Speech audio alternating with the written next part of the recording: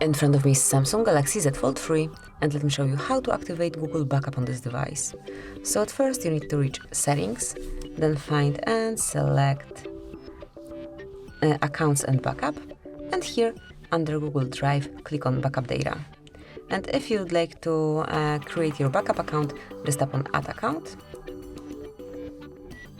And first of all you need to provide your email address or maybe phone number, whatever is connected with your account.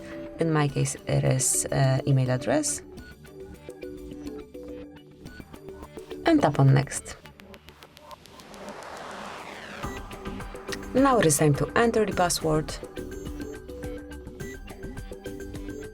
And tap on Next then.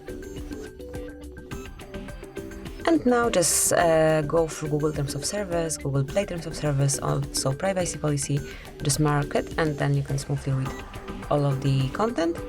And if you do agree with all of the above, just tap on I agree. And now if you truly want to create your backup, just tap on Turn On, and from now on your Backup by Google One is active. So this is it, that would be all. Thank you for watching. Please subscribe our channel and leave the thumbs up.